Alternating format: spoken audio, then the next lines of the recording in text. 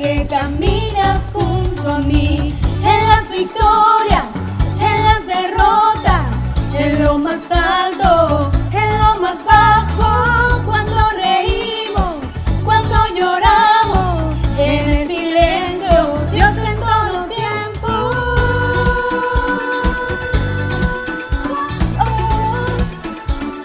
Dios en todo tiempo.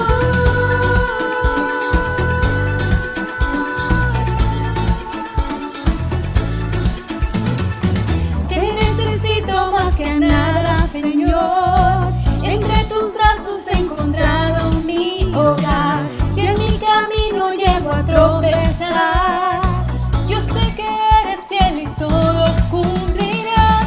Ahora sé que tú cuidas de mí, porque yo sé que caminas junto a mí. Ahora sé que tú cuidas de mí, porque yo sé que caminas junto a mí. En las victorias, en las derrotas, en lo más alto, en lo más bajo, cuando reímos, cuando lloramos, en el silencio, Dios en todo tiempo.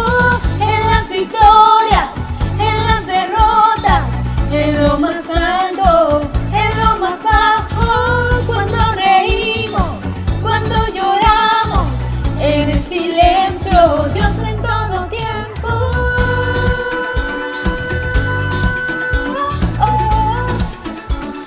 Dios en todo tiempo.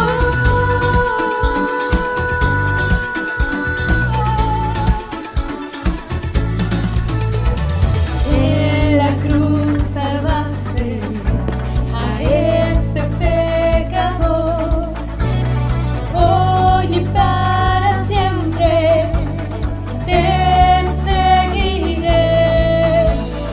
Tu poder y gracia siempre me levantan, a donde tú me guíes, te seguiré. En la cruz salvaste a este pecador, hoy y para siempre te seguiré. Tu poder y gracia siempre me levantan, a donde tú me guíes, te seguiré.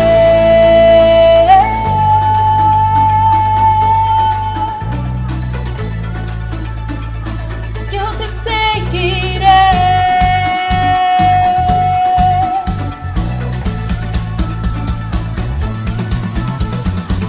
En las victorias, en las derrotas, en lo más alto, en lo más bajo, cuando reímos, cuando lloramos, en el silencio, Dios en todo tiempo. En las victorias, en las derrotas, en lo más alto, en lo más bajo, cuando reímos, cuando lloramos, en el silencio, Dios en todo tiempo.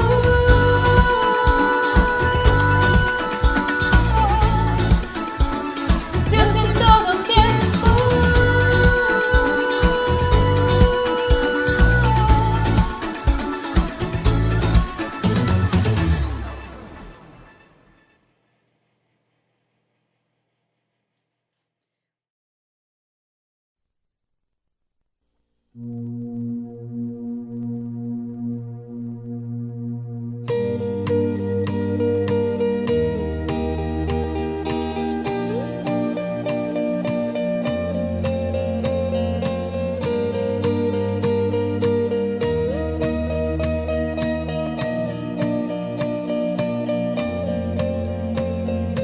Agua en vino cambió, los ojos del ciego abrió.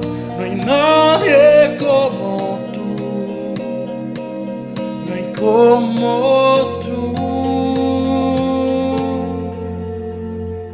Brillas en la oscuridad, del polvo nos levantarás. No hay nadie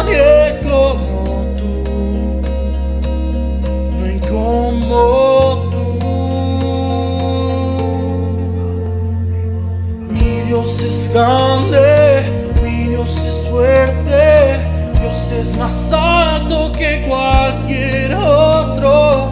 Nuestro Dios sana, es poderoso, mi Dios, mi Dios.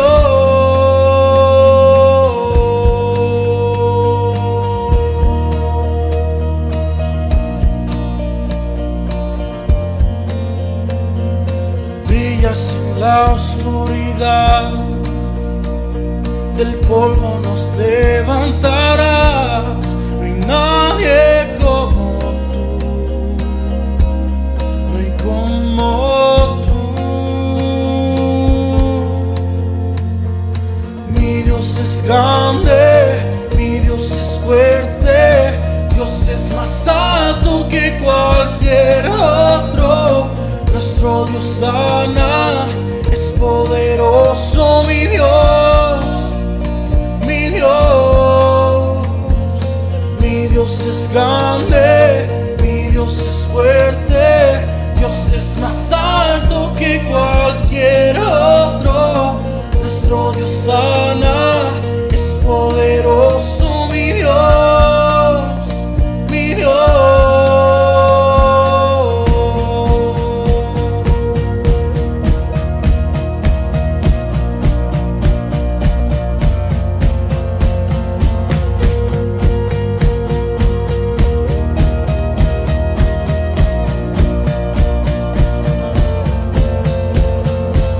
Si Dios es con nosotros, nada podrá pararnos. Si Dios es con nosotros, ¿quién nos podrá vencer? Si Dios es con nosotros, nada podrá pararnos. Si Dios es con nosotros, ¿quién nos podrá vencer?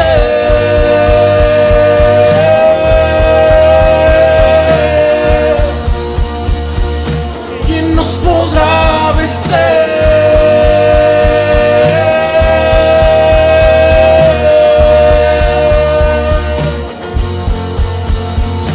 Mi Dios es grande, mi Dios es fuerte, Dios es más alto que cualquier otro. Nuestro Dios sana, es poderoso, mi Dios, mi Dios. Mi Dios es grande, mi Dios es fuerte, Dios es más alto que cualquier otro. Nuestro Dios sana, es poderoso, mi Dios, mi Dios. Si Dios es por nosotros, nada podrá pararnos. Si Dios es por nosotros, ¿quién nos podrá vencer? Si Dios es con nosotros, nada podrá pararnos. Si Dios es con nosotros, ¿quién nos podrá vencer?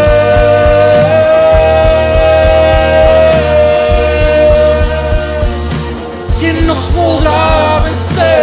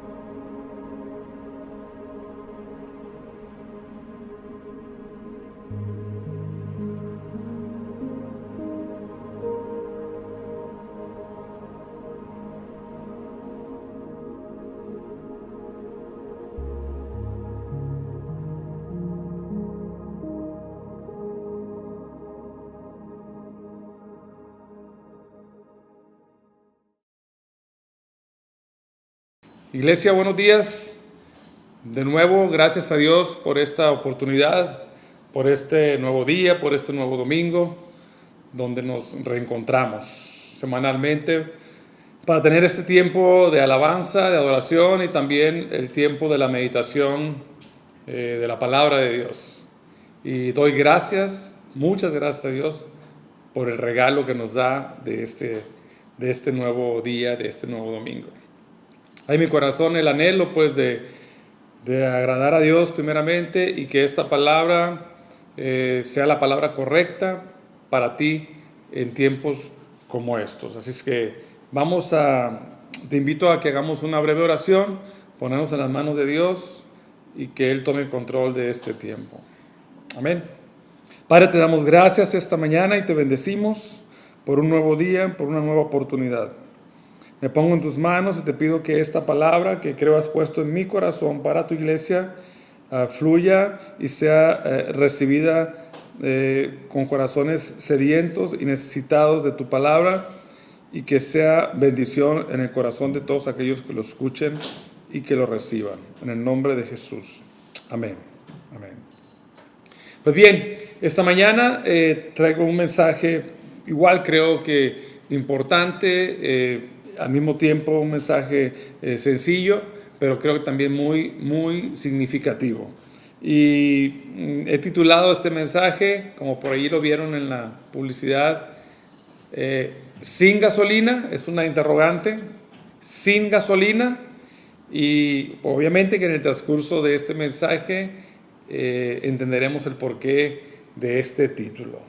Así es que iniciamos esta mañana y quiero comentar que si por alguna razón llegas a ver por ahí a un hombre por la carretera con un bote, un tambo, un galón, como decimos, de vacío para traer gasolina, algo grave está pasando. Si vemos por ahí en la calle a un hombre también con un bote para traer gasolina, algo ha estado pasando y creo que deberíamos de quitarnos el sombrero y guardar respeto, porque en cierta manera, si es el caso, se le acabó la gasolina a su vehículo y ahí va este hombre caminando, seguramente dirigiéndose a conseguir un poco de gasolina para echar a andar su vehículo.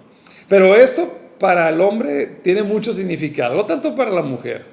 La mujer, pues, a veces se suben ellas en la mañana, encienden su auto y ni siquiera se dan cuenta si el carro trae gasolina. Ellas lo que quieren es que el carro arranque, ¿verdad? Pero para un hombre, el hecho de quedarse sin gasolina tiene significado, ¿sí? No es cosa menor.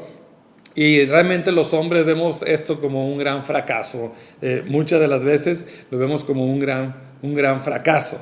Y yo creo que cuando empezamos a manejar nuestros carros, principalmente los hombres, tal vez nuestro padre nos dijo, cuando nos entregó la llave del carro, nos dijo, asegúrate de que le eches gasolina, asegúrate de echarle gasolina, ¿verdad? Y fue como una advertencia también, como si nos dijera, mantén siempre tu máquina en buen estado. De alguna manera ese es el mensaje. Y yo creo que los hombres, los varones, nos conectamos con esa idea y que no se nos quede el carro nunca sin gasolina, porque realmente eso cala profundo en el ego del hombre. Y creo que todas las demás medidas y criterios de hombría no son nada.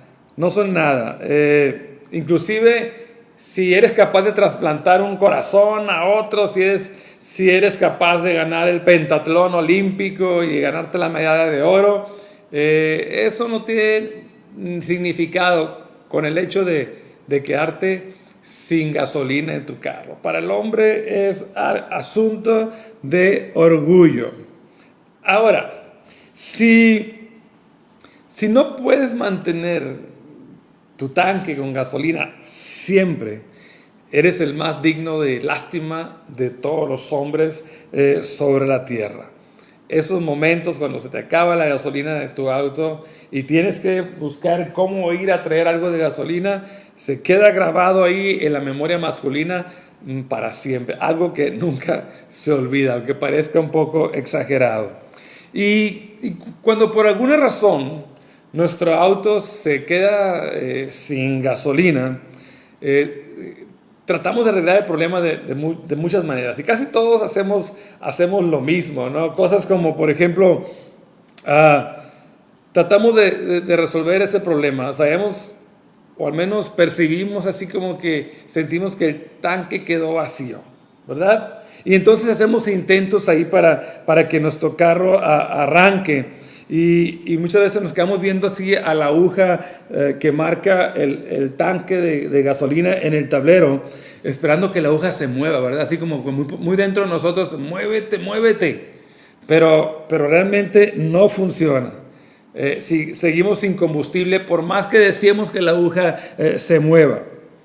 ¿Sí? El otro método puede ser es negar el problema. Decimos, ¿cómo es posible? Decimos, no puede ser que se me haya acabado, que hayamos quedado sin gasolina.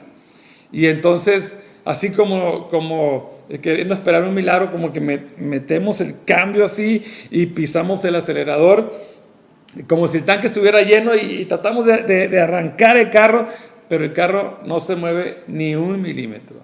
Y son esfuerzos quizás, intentos dentro de la desesperación y tal vez ahora podemos decir un poco tontos, pero realmente lo hacemos de una u otra manera, nos enojamos inclusive. Pudiéramos pensar, son métodos extraños, ¿verdad? Tal vez. Pero ¿qué haces tú realmente cuando te quedas sin gasolina? ¿Qué haces cuando te quedas sin gasolina? Y tal vez no agotes tu combustible realmente, sí, pero a todos nosotros se nos agota algo en un momento determinado en nuestra vida. ¿Y qué quiero decir con esto? De pronto necesitas bondad, anhelas bondad, pero el tanque se ha vaciado. En ocasiones necesitas esperanza, pero la aguja está mucho más allá de esa línea roja que indica vacío. Está hasta abajo la aguja. No hay esperanza. Pero también, quizá muchas veces necesitas unos 20 litros de soluciones para tantos problemas en la vida, pero solamente te quedan 2 gotitas. No alcanzan para solucionar los problemas de la vida, los problemas cotidianos. Los problemas que de repente se vienen en grupo y no alcanza.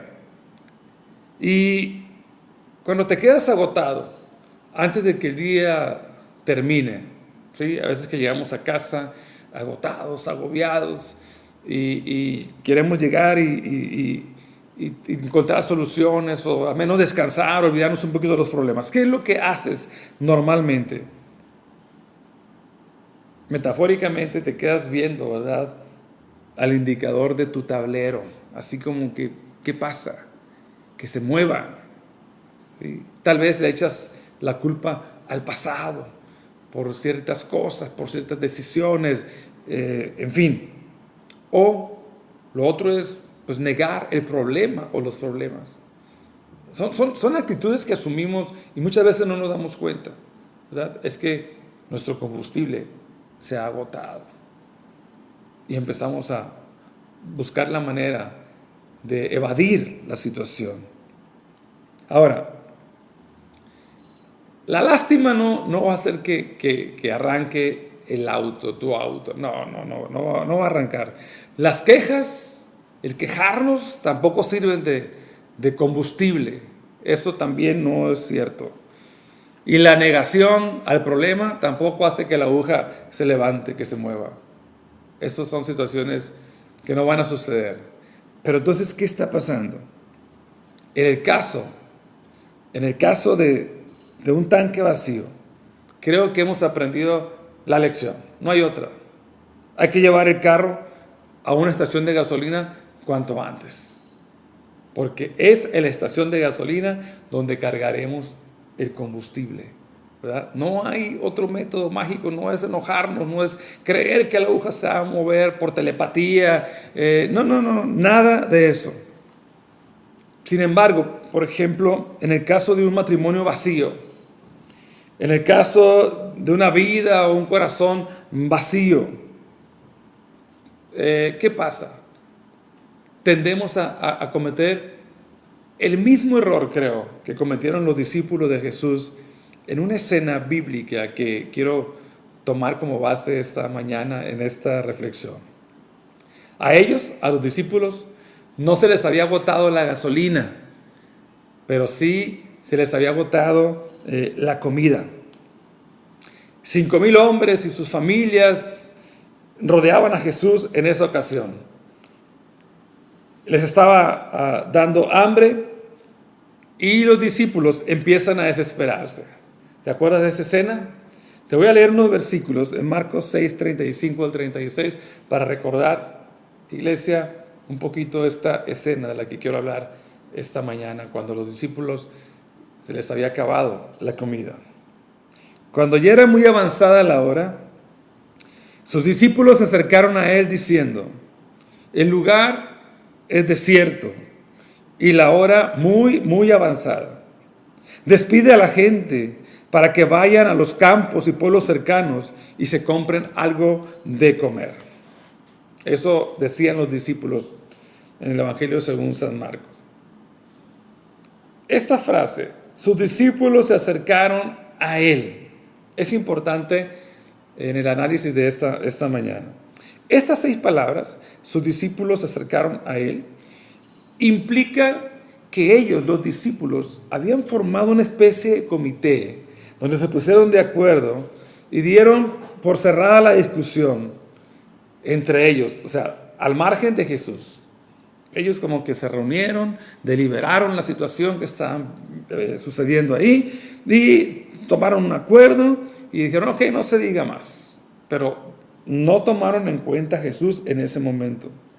Los discípulos no consultaron a su líder, ¿sí? Ellos decidieron por sí solos. Solamente ellos describieron los problemas que observaban y le dijeron qué hacer. Esa fue la actitud de los discípulos. Y es interesante esto. Tal vez en ese análisis encontraron ellos algunos problemas. Problema número 1, ¿cuál fue? La ubicación. ¿Por qué digo eso? Porque ellos dijeron: el lugar es desierto, ¿sí? Y nadie vive aquí. La ubicación fue un problema que probablemente observaron los discípulos. El problema número 2 que observaron los discípulos fue el tiempo, porque le dijeron a Jesús, dice la Escritura que ellos dijeron: ya era muy avanzada la hora, es decir, ya era tarde. Entonces, problema número 1, la ubicación. Problema número 2, el tiempo. Problema número 3, el presupuesto. Sí, el presupuesto. En un pasaje paralelo, en el Evangelio según San Juan, en el capítulo 6, verso 7, hablando del mismo suceso, Felipe dice esto que es importante, ¿sí? Felipe, que era diácono, que estaba a cargo de las finanzas del grupo, él hace una representación gráfica y hace sus cálculos y dice: 200 denarios de pan no bastarían para que cada uno de ellos tomase un poco. Ese fue el análisis que hizo Felipe, es decir, el problema también era presupuesto. Entonces, la ubicación, el tiempo y el presupuesto fueron los problemas que visualizaron los discípulos. Y entonces, ellos por eso tomaron una decisión y le dijeron a Jesús algunas cosas que ahorita vamos a analizar. Pero detrás de esas actitudes, detrás de estas frases, puede que haya algo ahí que podemos observar esta mañana. Por ejemplo, cuando ellos se refieren, el lugar es desierto, cuando ellos expresan esto, detrás de esa expresión hay cuenta que ellos dicen: a ver, ¿quién eligió este lugar para esta reunión? ¿Sí? En la siguiente frase, cuando dicen la hora ya es muy avanzada, tal vez indirectamente dicen que al que predicó se le olvidó observar su reloj, el tiempo, ya la hora es muy avanzada. Y la tercera frase, la que menciona Felipe cuando dice 200 denarios de pan no alcanzarían, tal vez la indirecta y la frase escondida sería: ¿por qué a esta gente no se le ocurrió traer su propia comida? Y nos evitaríamos todo este problema en el que estamos metidos ahora. Ahora, esa frustración de los discípulos, porque podemos apreciar que los discípulos estaban frustrados, era una frustración casi así como de irreverencia, ¿no? hacia el Señor. en lugar de preguntarle a Jesús, ¿qué vamos a hacer? Ellos toman la decisión porque ya lo habían deliberado ellos y le dicen, en Marcos 6:36, dice, despídelos para que vayan a los campos y a aldeas cercanas y compren pan, pues no tienen que comer. Esa actitud fue la que tomaron los discípulos, ¿sí? Es decir, los discípulos básicamente le dicen a Jesús, mandan a Jesús para que le diga a la gente, váyanse. Es decir, en otras palabras, que le diga que lo que los discípulos estaban provocando es que esa gente se perdiera, ¿sí? Ante la situación que estaban viviendo y que tal vez tenía a los discípulos un poco confundidos. No, esos no fueron los mejores momentos de los discípulos, creo yo, en el ministerio de Jesús en la tierra. Fueron un momento difícil para los discípulos. La pregunta es, ¿acaso los discípulos no pudieron portarse de una mejor manera ante esa situación? ¿Sí? ¿Tomar una actitud diferente? No era el primer problema que veían que Jesús habría de enfrentar y resolver. Ya habían visto muchas situaciones donde Jesús se había manifestado y había resuelto problemas, inclusive más serios que estos. ¿Y por qué los discípulos se mostraron de esa manera un poquito que denota confusión? Ahora, si nosotros regresamos un poquito la cinta en el ministerio de Jesús, regresamos el cassette, como decíamos antes, vamos a ver una lista de milagros que los discípulos habían visto por sí mismos, como decimos, con sus propios ojos. Habían visto muchos milagros. Pero recuerdo el agua que convirtió en vino, por ejemplo, en las bodas de Caná. Sus discípulos lo vieron. El niño que fue sanado en Capernaum, ese milagro de sanidad. El bote repleto de peces cuando no podían sacar ni uno, hasta que Jesús le dijo que tiraran la red a la derecha. Ellos habían visto a Jesús levantar a una niña entre los muertos, ¿te acuerdas? Habían visto expulsar al menos un demonio. Habían visto sanar a varios paralíticos, inclusive a una suegra. Habían visto calmar la tormenta, ¿lo recuerdas? Habían visto resucitar al hijo de una viuda y habían visto también detener una hemorragia que tenía 12 años. Eso lo habían visto los discípulos, ¿sí? Y las sanidades de Jesús fueron tan impresionantes que la Biblia lo describe con frases muy fuertes. Los discípulos habían visto todo eso. Y la Escritura dice, por ejemplo, en Marcos 1:34, y sanó a muchos que estaban enfermos de diversas enfermedades y echó fuera muchos demonios. Eso dice el evangelista Marcos. Pero también Mateo, en el capítulo 4, versos 23-24, dice, y recorrió Jesús toda Galilea, sanando toda enfermedad y toda dolencia en el pueblo. Le trajeron todos los que tenían dolencia, los afligidos por diversas enfermedades y tormentos, los endemoniados, lunáticos y paralíticos, y los sanó. O sea, los discípulos habían visto todo esto. Y luego dice Lucas 6:19, y toda la gente procuraba tocarle, porque poder salía de él y sanaba a todos. Iglesia, amigo que escuchas esta palabra, son discípulos veteranos, son discípulos que han visto a Jesús en acción. De hecho, el país entero había visto a Jesús en acción. Entonces, los discípulos habían visto a Jesús en acción, el país mismo había visto a Jesús en acción, milagro tras milagro, sorprendentes, etcétera, etcétera. Había ganado Jesús fama nacional por hacer inclusive lo imposible. ¿Y acaso ante esta situación de los más de 5,000 hombres y sus familias ahí, le piden tan siquiera la opinión a Jesús sobre qué hacer? ¿Se le ocurrió a alguien del comité que habían formado preguntarle al hombre de hacedor de milagros qué vamos a hacer ante esta situación? ¿Acaso los más cercanos como Pedro, Juan, Jacobo, por ejemplo, levantaron la mano para decir, compañeros, tengo una idea, vamos a preguntar al que calmó la tormenta y levantó a los muertos, quizá él tenga una sugerencia, pero no lo hicieron ni los más cercanos. Ahora, si notamos aquí, el error de los discípulos no fue que hayan calculado el problema. El error fue que lo calcularon sin tomar en cuenta al que sabe, sin tomar en cuenta en ese momento a Cristo. Ellos por su cuenta decidieron. ¿Por qué no le dieron la oportunidad a Jesús?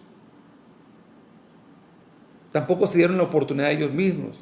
Mira, tengo una pregunta muy sencilla. Por ejemplo,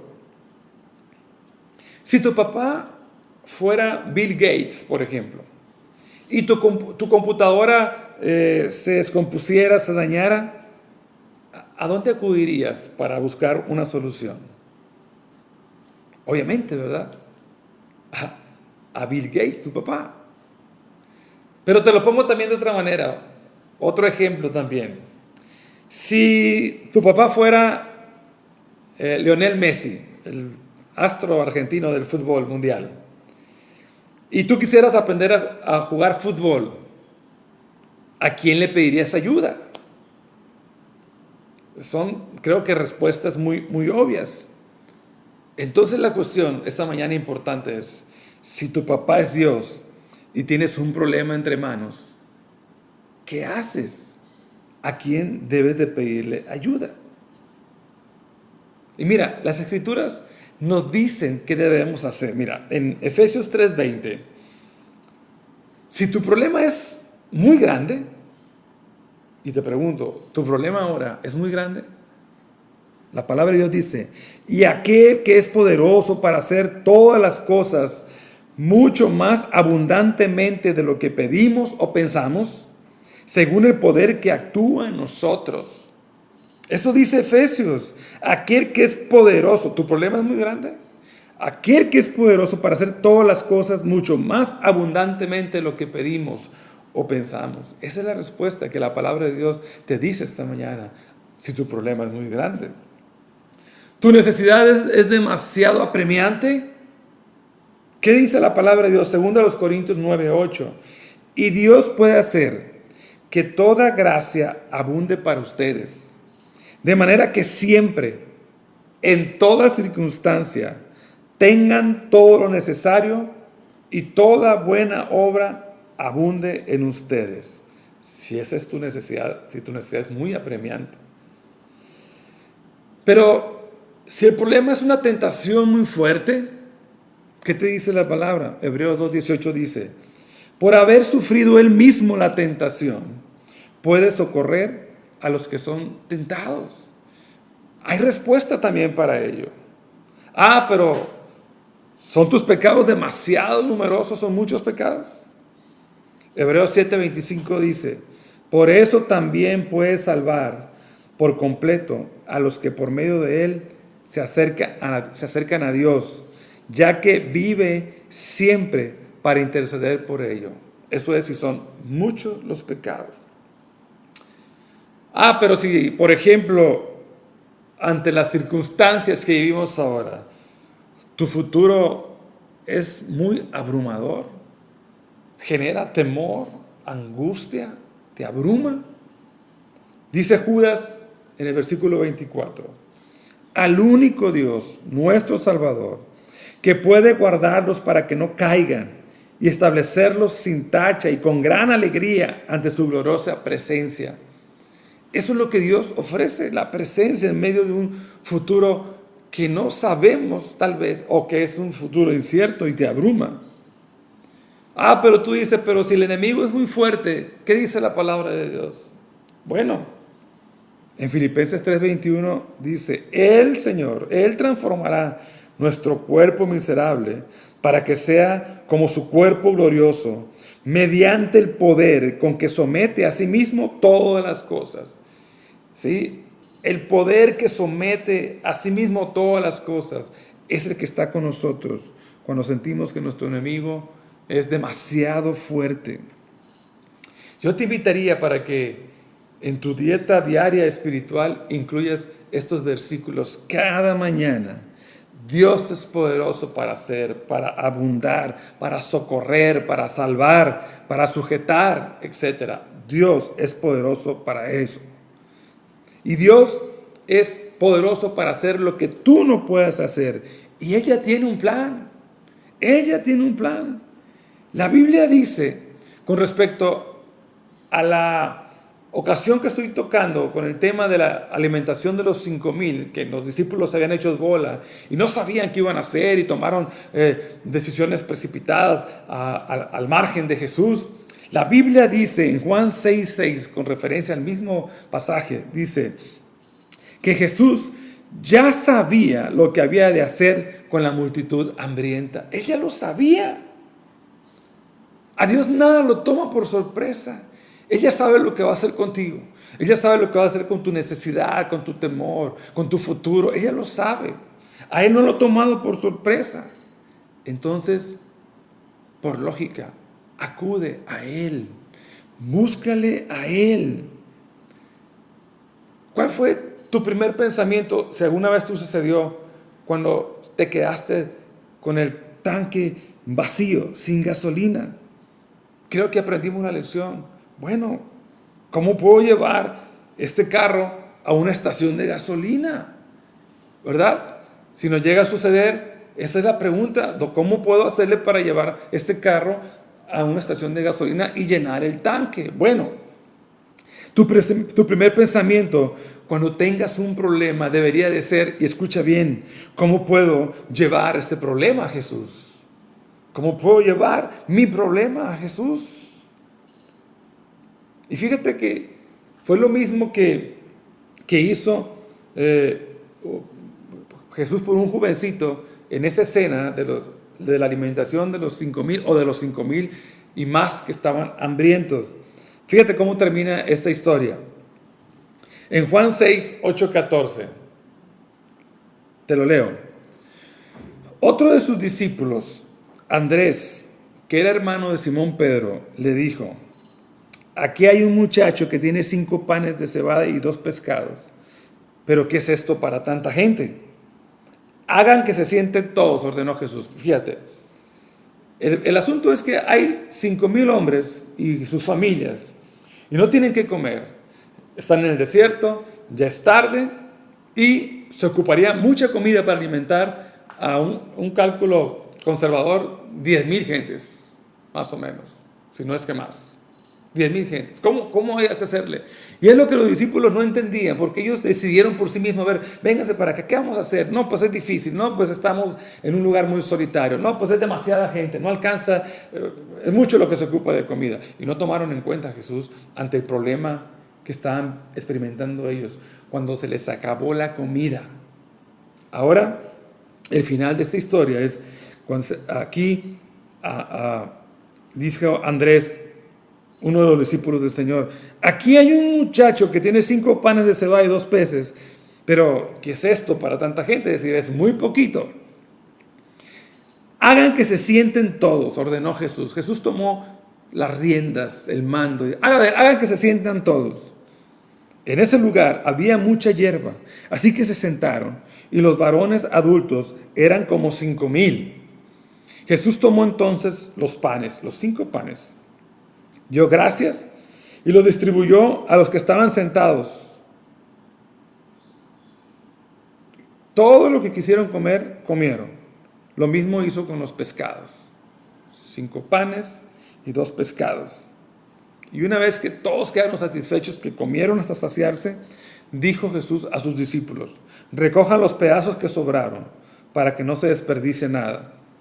Así lo hicieron, y con los pedazos de los 5 panes de cebada que les sobraron a los que habían comido, llenaron 12 canastas, es decir, sobró muchísima comida.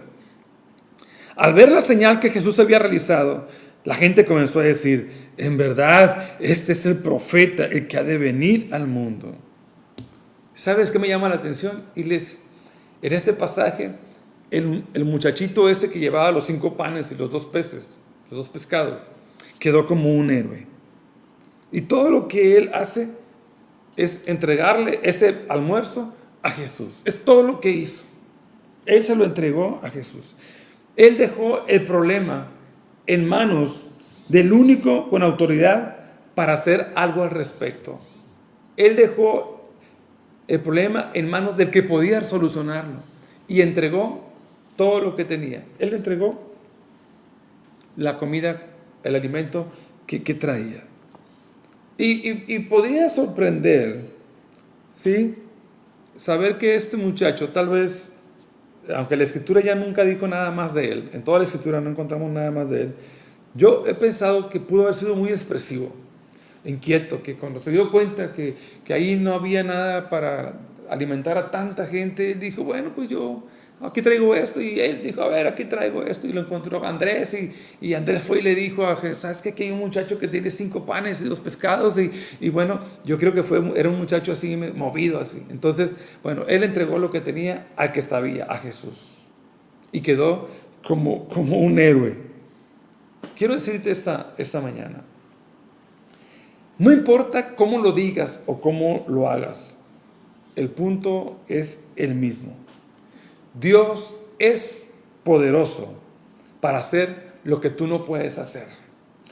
Así que lo que tenemos que aprender es entregarle nuestro problema a Jesús. Es lo que tenemos que hacer. No cometas el error de los discípulos. Ellos analizaron, organizaron, evaluaron y calcularon sin contar con Jesús para nada. ¿Cuál fue el resultado? Se pusieron ansiosos y así como muy mandones le dijeron a Jesús, haz que la gente se vaya, le dijeron a Jesús. Esa fue la actitud incorrecta. Quiero decirte esta mañana, y con esto termino, acude primero a Cristo ante cualquier circunstancia. Toma tu problema, que tú sabes tu problema, y entrégaselo. ¿Sabes una cosa? Se te va a acabar la gasolina. Sí, a todos nos pasa en algún momento. Se agota el combustible. Nuestro tanque queda vacío. Pero quiero decirte algo, amigo que escuchas, iglesia que estás escuchando este mensaje. La próxima vez que la aguja se pase de la última rayita en el tablero que marca el tanque de gasolina, recuerda que aquel que alimentó a las multitudes está tan cerca de ti, tan simple y tan cerca como una oración de distancia. Así es que no nos compliquemos la vida ante cualquier circunstancia. Aun cuando nuestro tanque de gasolina se vació, o creemos que se vació y que sentimos que ocupamos como 50 litros para reavivarnos y nada más nos quedan 2 gotitas, no te preocupes, entrégale esa situación al Señor. Dile a Él lo que estás sintiendo, lo que estás pasando, lo que estás experimentando. No hagas tus cálculos y no tomes decisiones al margen de Jesús como cometieron el error los discípulos. Hay algo que tienes y que Jesús lo puede tomar, entrégaselo a Él. Inclusive si son problemas, entrégaselo a Él. Él sabrá cómo darle solución, porque lo hemos visto. Eres testigo en la Escritura de cuántos milagros hizo el Señor. Jesucristo es el mismo ayer, hoy y por los siglos, dice su palabra. Ese Jesús que de 5 panes y 2 peces alimentó a más de 10,000 gentes, tiene el poder y además el anhelo de tomar el problema tuyo que tú le entregues, y Él hará el milagro. Él hará el milagro y llenará tu tanque de esperanza, de confianza y de soluciones. Así es que, iglesia, está muy cerca Jesús de ti y de mí. Está a una oración de distancia. Que Dios te bendiga. Este es el mensaje para la iglesia esta mañana, esperando que esta palabra haga la obra en tu corazón y te ayude y te anime en tiempos como estos. Bendiciones, iglesia, y que esta semana sea extremadamente bendecida. Te mando un abrazo y seguimos en contacto. Dios te bendiga. Amén.